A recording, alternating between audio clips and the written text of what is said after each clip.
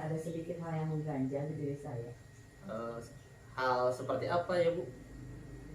Ya saya ada sedikit yang perlu dicurhatkan ke Bapak. Jadi tujuan Ibu memanggil atau menemui saya itu untuk apa ya Bu? Untuk meminta Bapak mendengarkan saya, curhatan saya selama saya masuk di kelas, Pak. Memangnya ada hal apa ketika Bu Nita masuk ke kelas Bu Nita?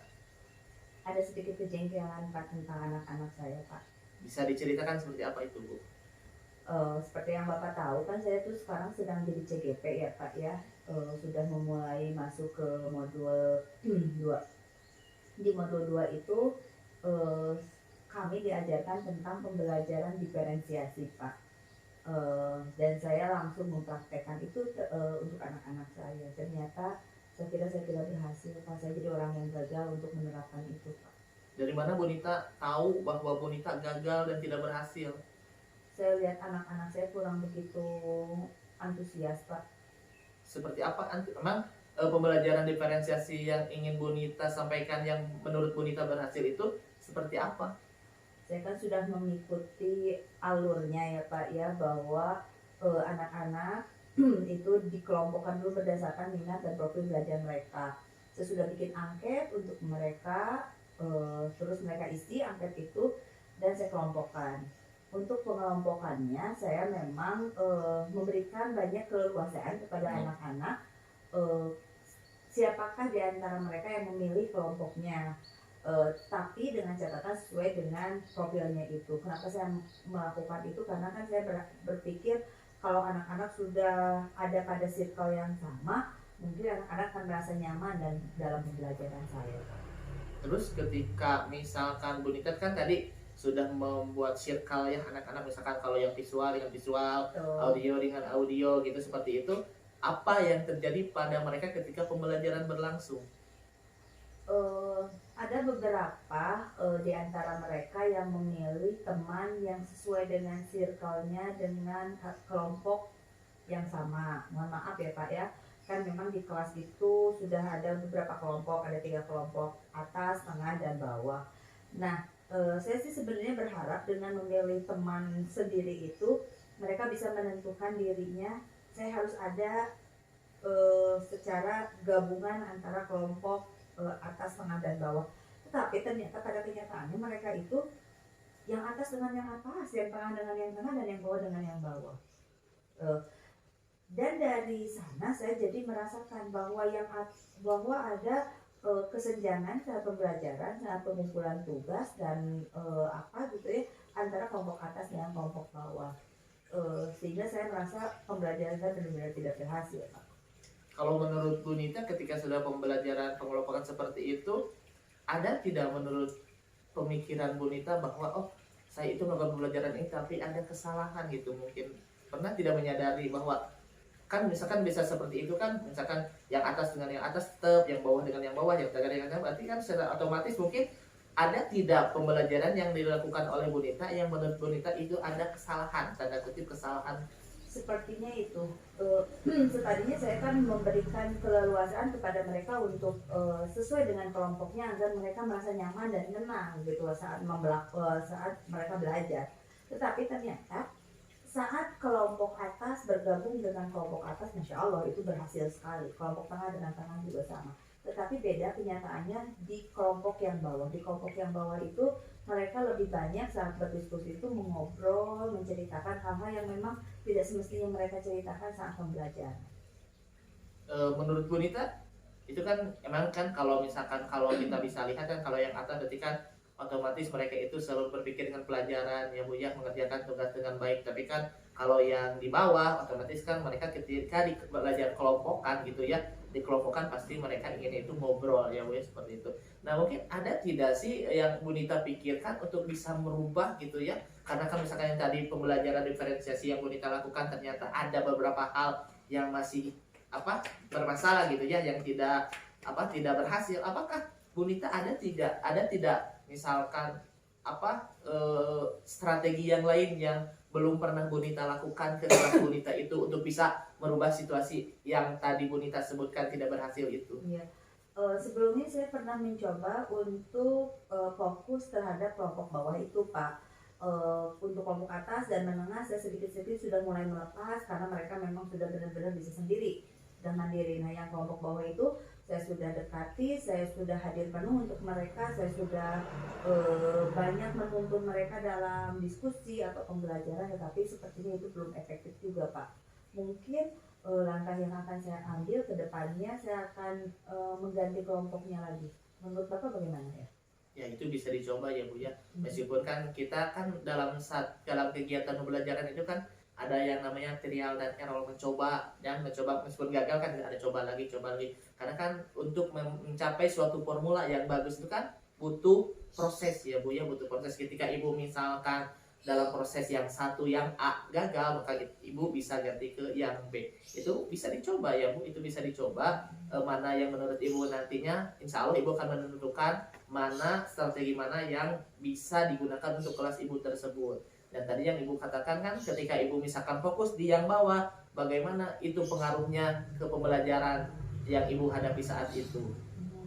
Tapi saya khawatir Pak kalau seandainya saya menggabungkan antara kelompok atas, tengah, dan bawah itu, si kelompok bawah memberikan pengaruh terhadap kelompok yang lain. Berarti kan kalau seperti itu mungkin Bu Nita harus juga ada strategi yang lain untuk bisa membuat si kelompok bawah itu bisa mengikuti kelompok menengah dan kelompok atas. Bisa juga kan seperti itu Bu Nita kasih strategi, atau mungkin ada tidak Bu Nita misalkan seperti ini, ketika misalkan si kelompok bawah gitu ya yang banyak ngobrol itu kan jadi fokus, mungkin kita perhatikan berikan ke si kelompok atas dan menengah untuk bisa mengendalikan si kelompok yang bawah itu kan, mungkin bisa seperti itu yang saya ada di pikiran saya. Tapi kan itu juga kan mungkin Bu Nita juga punya pemikiran yang lain yang bisa Bu Nita lakukan gitu. Apa mungkin Pak saya membedakan materi untuk yang kelompok bawah dengan bobot materinya Pak? Mungkin bisa jadi kelompok bawah itu banyak ngobrol, banyak tidak fokus karena mungkin merasa materinya terlalu tinggi sehingga mereka memang tidak paham dan jadi tidak ada keinginan untuk mencoba. Bisa saja Bu, bisa saja Ibu bedakan. Berarti kan kalau di dalam pembelajaran diferensiasi itu kan ada diferensiasi konten kan Bu, ada diferensi produk dan ada diferensiasi proses. Tapi yang harus Ibu ingat ketika memberikan konten yang berbeda itu, tapi intinya itu harus sama, harus sama. Jadi jangan sampai misalkan ini yang atas diberi perkalian, yang bawah diberi penjumlahan, kan itu tidak sama. Jadi kontennya itu dan kutip harus sama ya Bu ya. Mungkin itu yang harus dicoba oleh Ibu. Jadi materinya sama, cuma pemberiannya itunya yang berbeda. Iya, mungkin saya akan coba dengan materi-materi yang lebih menguatkan pada konsep-konsepnya dulu ya Pak ya. Soalnya kan selama ini karena saya menganggap materi itu sudah pernah disampaikan di kelas sebelumnya, jadi saya menganggap anak-anak itu sudah kuat di konsep. Saya jadi ingat Pak, mungkin itu ya masalahnya untuk kelas bawah, sehingga mereka jadi merasa tidak suka atau menentang atau tidak mau mengerjakan, ya mungkin konsepnya belum sampai ya kepada mereka. Ya bisa jadi seperti itu ya Bu ya. Jadi nanti misalkan Ibu bisa membuat konten yang berbeda ya untuk tiap kelompokan itu, seperti itu. Nah mungkin untuk yang lainnya ada tidak strategi yang lain selain pembedaan konten seperti itu, ada tidak strategi yang lain yang akan Ibu lakukan? Yang pertama nih ya, yang kepikir sama saya, yang pertama saya akan mencoba dengan perbedaan konten agak turun. Yang kedua saya akan memandu mereka sampai benar-benar konsep-konsepnya mereka yang di kelas bawah itu paham. Dan yang ketiga, kalau misalnya saya belum berhasil juga, saya mungkin akan menggabungkan dengan kelompok-kelompok di kelompok tengah dan kelompok atas. Mungkin seperti apa ya Pak ya namanya tuh, murid itu dengan murid yang saling memberikan seperti tutor sebaya. Nah itu Pak, betul seperti tutor sebaya. Mungkin kalau dengan teman mereka lebih terbuka ya dibandingkan dengan saya. Jadi saya coba itu. Ya bisa jadi Bu, soalnya kan kadang ada anak ya yang merasa minder, yang merasa malu atau ragu untuk bertanya kepada guru. Nah itu bisa jadi solusi ya Bu ya, itu teman sebaya seperti itu. Mungkin untuk selanjutnya agar bisa Ibu, apa yang Ibu inginkan, apa yang Ibu akan lakukan itu lebih berhasil, mungkin Ibu harus secepatnya mungkin ya melaksanakan pembelajarannya itu. Nah yang saya tanyakan kapan Bu, misalkan Ibu mau merealisasikan apa yang ingin ibu lakukan itu? Saya tidak akan tunggu waktu lama Pak, saya akan segera karena kelas G itu alhamdulillah waktunya nggak ini Pak, paralel langsung Senin dan Selasa. Iya. Hari ini saya menemukan sedikit pencerahan dari Bapak, mungkin besok saya akan langsung segera eksekusi mereka gitu, sesuai dengan rencana-rencana yang akan saya lakukan. Ya, mudah-mudahan ya Bu ya bisa ada perubahan, ada berhasil di kelas G yang Ibu maksudkan tadi bisa sesuai dengan harapan Ibu ketika pembelajaran. Nah, untuk membantu kelancaran Ibu ketika melaksanakan pembelajaran yang Ibu rencanakan ini, ada tidak orang yang bisa membantu Ibu gitu supaya pembelajarannya bisa lebih maksimal? Seperti mengajar di supervisi gitu Pak? Ya, misalkan ada rekan Ibu yang melihat pembelajaran Ibu, jadi kan nanti bisa merefleksi apa yang sudah Ibu lakukan gitu, seperti itu. Mungkin saya akan lebih meminta senior saya untuk melakukan itu Pak, karena selain pengalaman juga dari senior juga mungkin mereka bisa melihat dari keseluruhan pembelajaran saya kan, sehingga kalau senior itu mereka akan lebih lugas, terbuka dalam menemukan kekurangan-kekurangan saya, dan mereka juga akan memberikan solusi-solusi atas apa yang sudah saya lakukan gitu Pak. Ya, itu bisa dicoba Bu. Itu